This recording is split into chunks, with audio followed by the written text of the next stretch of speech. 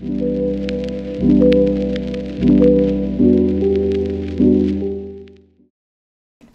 and welcome to Everything Imaginable, the official podcast of the Hackley Public Library. Yes. Coming to you from beautiful downtown Muskegon. In the Torrent House, which is technically located right across from Hackley Public Library, but it is also affiliated with Hackley Library.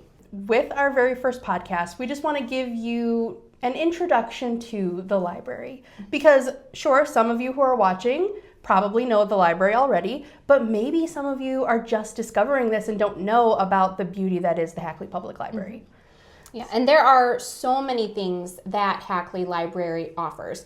Like a lot of people, of course, know we have books, we have DVDs, we have music and magazines, but it is so much more than that. You know, we are really a community hub. We are a place for people to come and spend time, come to programs, use public computers. We have Wi-Fi, which is amazing. You don't need a password for it. You can come and use your own device at the library, whether it's a phone, a tablet, a computer. Also, fun fact, we do have charging stations. So if you want to bring your device, your phone to charge, you can do that. And it's great just to be able to have that space too, to have quiet time, to study, to do research. We do have a tech lab, and next to the tech lab, there is a side room. I'm just laughing because you know everything about the library, which is amazing. Except one thing we didn't do is we didn't introduce ourselves. Oh, yes, right. So yes. I'll go first. I am Christina LeVay Rowland. I am the Programming Outreach Librarian here at Hackley.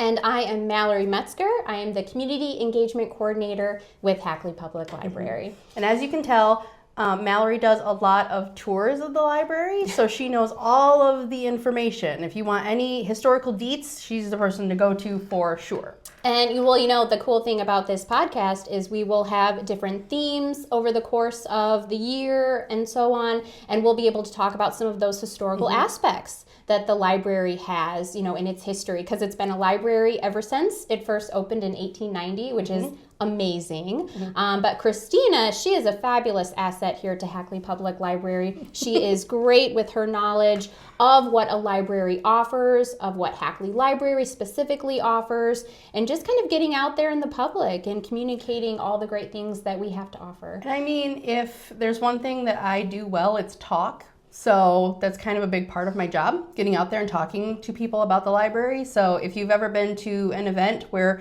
we're handing out information, you've probably met me and I've probably talked your ear off. So yes, outreach. That's an incredible thing that we truly enjoy with the library, is getting out in the community and encouraging people to come to our building, but meeting people where they are. We love going to different events, going to the schools, going to so many things that are happening in Muskegon, and just, you know, again, branching out and showing people what their library offers. Speaking of what we offer, I know you've already touched on some of these things like the charging stations and stuff like that, but we did say that we were coming to you from the Torrent House. People might not know what that means. So the Torrent House is our local history and genealogy department. So it's technically a department of Hackley Public Library. It's just located in the building across the street. And here at the Torrent House, we have so many different resources available for doing research on ancestry, for doing research on Muskegon's local history. Not only do we have print materials that people can utilize, we also have microfilm, which is a great resource where you can check back on different articles in newspapers. And the cool thing is we have articles from the Muskegon Chronicle dating back all the way to the late 1800s. Now I have a question, and it might be a little embarrassing, but what is microfilm? So I don't have the specific that's all answer. right. Yes, but essentially what it is, in my recollection, it is pieces of film that you put into a machine, and then it kind of enlarges it on the screen. And what we have is the film that showcases the different articles throughout time from the Muskegon Chronicle. Okay. Now, I believe there also is a difference between microfilm and microfiche, but that's a question for a different day that I don't recall. Maybe we'll bring Damien on to the podcast in the future, and he can tell us all about that. Yeah. Because I don't know what that means. It could be a specific topic that we delve into. Yep. So in addition to the local history and genealogy being here, this is also where a lot of our behind the scenes stuff happens. This is where the brand new books come to be processed before they go across the street. Yes. And I feel like a lot of people don't realize how much work goes into getting a book from the publisher to the library onto our shelves. So that's probably something we will also talk about. Like you said, there is a lot of work that goes into the in-processing of materials. And keep in mind, we get new materials every week coming to the library. Yes. So constantly we're having new things coming in, and we're always looking for suggestions. If people have, suggestions of items that they want at the library, we're all ears. We always want to, provide what you're interested in. Yeah. And we do our best. It doesn't mean we can always get everything. Some things aren't in print. Sometimes we just can't get our hands on something, but we will definitely try our best to get it. But that actually kind of leads into a different thing. If we can't physically get our hands on something, we are part of a cooperative, the Lakeland Library Cooperative, which is over 40 libraries, where if we don't have an item, maybe one of those libraries does, and we can have it sent here for you to check out. But if the cooperative doesn't have that title in any of those 40 plus libraries, it might be housed in a different library within Michigan, which then brings MEL, Michigan E-Library, and it gives you the opportunity to borrow materials from a combination of many libraries throughout the entire state. So if you can't find something right away, there's still hope. And it's not just public libraries that work with MEL. You can also get stuff from universities. So if you need something that's a little more academic, maybe like a textbook, there's still an opportunity we might be able to help you with that. So always ask. That's another thing. Yeah. Don't be afraid to come to the desk and ask us questions because we will do our best to get you the answer. Absolutely. And we're a friendly staff. Over at Hackley Public Library, the main building here at the Torrent House, we are always interested in helping in any way that we can, helping you navigate through resources or questions. We're all ears. Yeah. I just had a lady who came in and she asked me about a young lady named Marie Belmont, I believe was her name, in France many, many years ago. I guess she was hiding during the war, and a soldier came in. She hid herself so he couldn't see her, but her meal was still there and it was still warm. And he called out to her and said something about how she was safe now, she could come out. And I guess she was. I guess it was safe. It wasn't actually true. And she didn't come out. But I guess this girl grew up and had writings that she documented her time in this cellar. And this lady asked if I could find them, and I tried incredibly hard. And unfortunately, I wasn't able to find it. But I told her, I'm like, if you get me more information, I will do my best. I will keep looking. Yes. And obviously, I've still remembered that story, so I'm gonna keep looking. Yes. I'll see what I can do. Well, kind of on a similar note, I remember one day I was working at the desk on the main level, and typically I don't work at the main desk, but I was helping a family find an item, and it was an item actually that the young boy wanted. He might have been about 11, and it was an item that was actually out of print. But we were able to find it through MEL. Yes. And he was so excited, and it was just such a joyous feeling to be able to help like that. Yeah. So it's always nice to be able to help patrons. It is. I mean, that's kind of why we do what we do.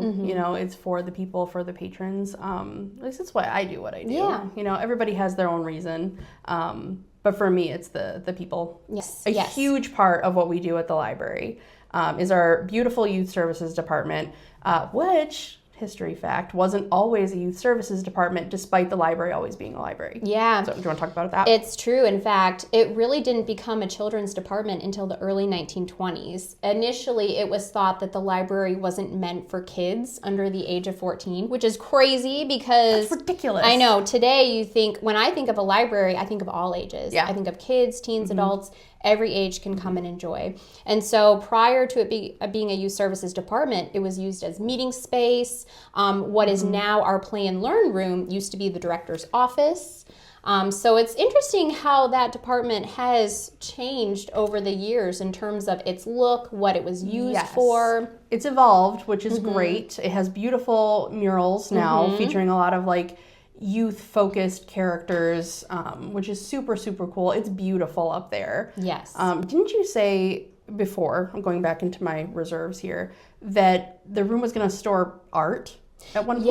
Yes. So at one point it was discussed where it would house artwork that had either been, I don't remember if it was purchased by Charles Hackley or if it was artwork that was going to be purchased with money set aside from Charles Hackley. But because the room is not temperature controlled, it's not lighting controlled, it wasn't conducive for handling beautiful artwork. Right. And that's actually kind of one of the ways that the art museum came about. It used to be the Hackley Gallery of Art, and then later was named into the Muskegon Museum of Art. Okay, see, that's a new fact for me. I did not know that. That's fascinating. Yeah. See, Charles Hackley's name is on so much downtown. It's kind of really cool to work at a place with so much history, but with a man who has so much respect in the area. I feel like anyone who either knows Muskegon or is from Muskegon, they know Charles Hackley. Oh, very philanthropic. You know, he gave so much of his time and money, you know, a lot of generosity towards the city of Muskegon in so many ways. And actually, Hackley Library was one of the first gifts that he gave to the city. And it's interesting because initially he gave a certain amount of money plus the location. And of course, that amount of money doubled, I think, at least, you know, because it costs more than what you anticipated. But the fact that it has been a library ever since it first opened in 1890, you know, a lot of people come and they say, was it a hospital? Was it a mansion for someone living? Was it a church? Nope, it's always been a public library and reading space. Which I think is really, really cool. Yeah. And the Torrent House was a home originally. And then became other things. I don't know if you want to talk about that too, because that's actually really cool as well. The Torrent House has a lot of history too. Yeah, the Torrent House has seen many lives. So it did start off as the home to John Torrent and his family. And then over the course of many years, it kind of transitioned into different things. At one point, it was a morgue.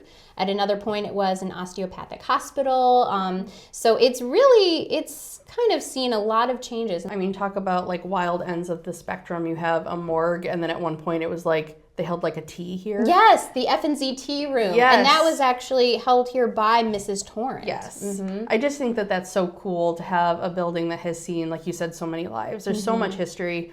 Sometimes because of how I think, I try to like imagine like these things are happening simultaneously. Like right now we're having this podcast here, but like, you know, travel back in time, like what was happening in this space Yeah, no, it's true. And it's really cool to kind of think about that and think about how the different people that have been in this home, what their experience was here. Yes. I mean, we kind of talked about like if you could have like a Thanksgiving meal with a historical figure, who would you pick? Mallory naturally picked Charles Hackley. Yes. And it's because you wanted to like pick his brain about like what he thought of Muskegon. I would love to know that. I would love to know, really, I'd love to know his thoughts for back then, but then I'd also be very curious to know his thoughts now and see how the city is progressing in different ways, how it's evolving in more modern times. I would love to speak to him. I feel like you do know a lot about Charles Hackley, so what do you think he would think of the library now?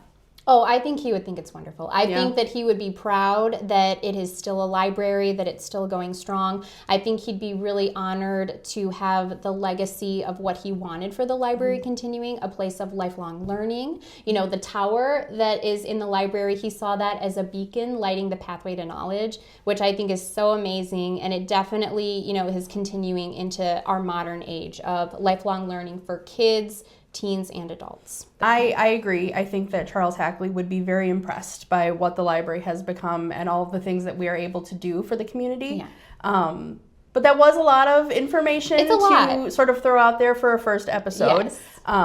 So I think that this has been a really good introduction to what we plan to offer. We're going to dig into not only the library's history, but the library's offerings, and also talk about like some fun trends maybe that are happening in libraries. If anybody has suggestions for things they would like for us to talk about, let us know. We are happy to incorporate them. And I think that it's really going to be a fun podcast to have that's community based. So like you said, if you have suggestions, if you have anything that you're interested in knowing about the library, whether it be historical or, you know, the resources that we offer, let us know and we can talk about it. And we'll see what we can do about getting other staff members to come Yes. on. We'll see. The more the merrier. Yeah, we'll absolutely. see. All right. Well, thank you for tuning in. We really appreciate you, and we'll see you at the library. Yeah.